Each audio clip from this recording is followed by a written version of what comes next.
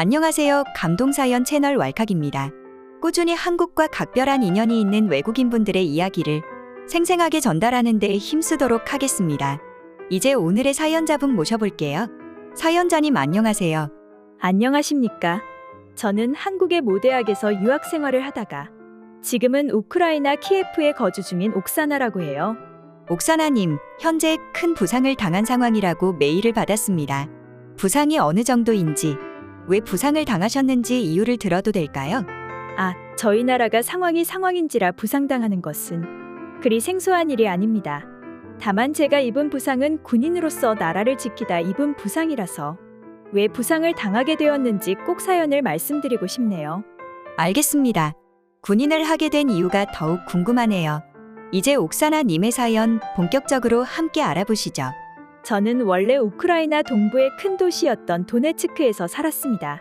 지금 상황과는 달리 도네츠크는 러시아의 굉장히 호의적인 도시였어요.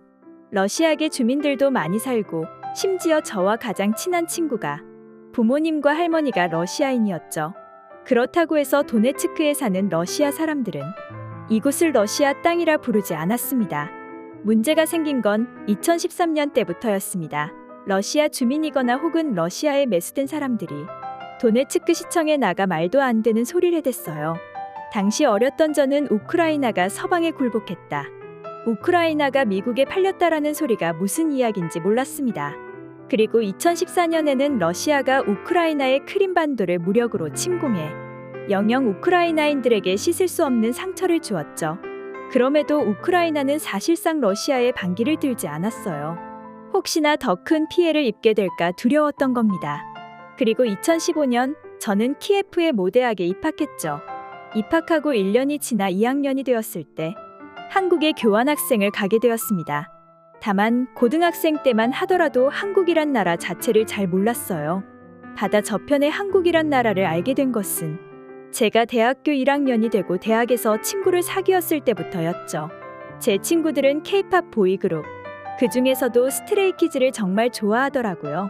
자꾸 친구들이 추천하니까 보긴 봤습니다. 계속 보다 보니 잘생기고 멋지고 춤도 화려하고 이런 무대를 꾸미고 만들어내는 그 열정에 반하게 되었죠. 그렇게 한국을 좋아하게 되었고 친구들과 한국 여행도 갔습니다. 한국 여행 중 한국에 대해 알게 된 것은 한국이 지금 휴전 중인 나라라는 거였어요.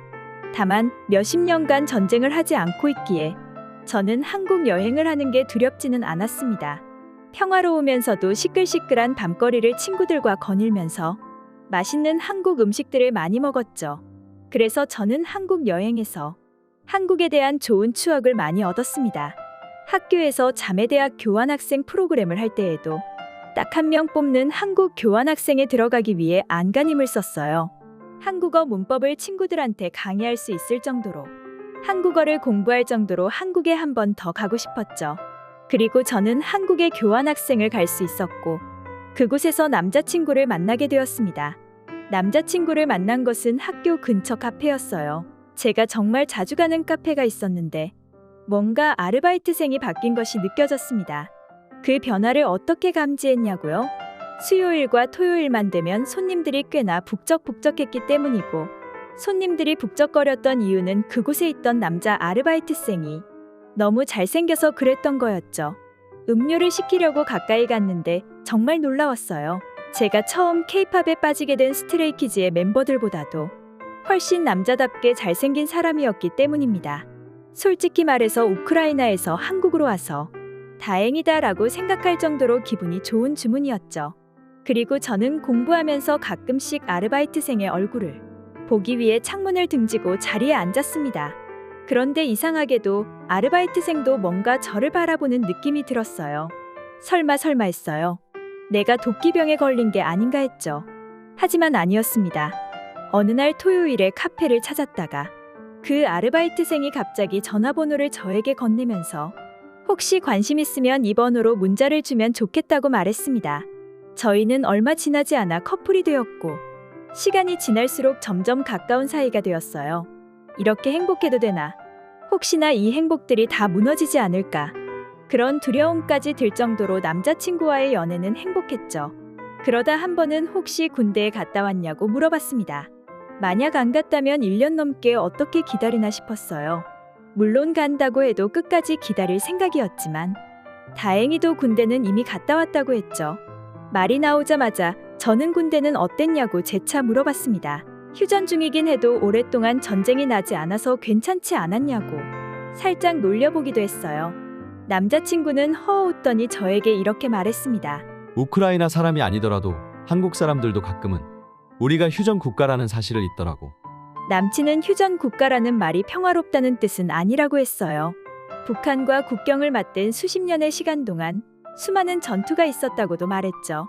단 20년 전만 하더라도 바다에서 북한의 공격으로 양해군이 충돌했었고 지금도 북한군을 빠르게 제압하기 위한 훈련을 하고 있다고 합니다. 저는 그 이야기를 들으니 두려웠죠. 당시 저희 나라 우크라이나의 정세가 그닥 좋지 않았거든요. 국민들의 시위로 정권이 바뀌었지만 여전히 러시아에 들러붙은 매국자들이 정치권에 도사렸고 러시아에 의해 당장이라도 국토가 위협받을 수도 있는데 다른 나라들은 모두 뒷짐만 지고 있었습니다. 남자친구는 우크라이나에 대한 제 이야기를 듣고는 결국 국민들의 생각이 중요하다고 말했죠. 내 손으로 직접 지키겠다고 생각하지 않는 국민들은 결국 자신이 설 땅조차 잃어버리게 될 거라고요. 그 말이 당시 제게는 그리 와닿지 않았습니다. 남자친구와의 이별 이후에는 제 기억 속에 흐릿하게 남게 되었죠. 그리고 교환학생 기간이 끝나고 우크라이나에 돌아간 뒤 전 남자친구의 말이 생각나는 일이 터지고 말았습니다. 중국에서 치른 올림픽이 끝나자마자 러시아는 제 고향 도네츠크를 짓밟았고 저희 가족은 서쪽으로 계속 도망쳤습니다. 다행히 우크라이나 군인들이 막아서는데 성공했죠. 러시아군에 맞서지 않고 이들이 그냥 항복했다면 우크라이나는 사라졌을 거란 생각에 예전 그 말이 떠오른 겁니다. 직접 지키지 않으면 내가 서 있을 땅은 사라질 거라고.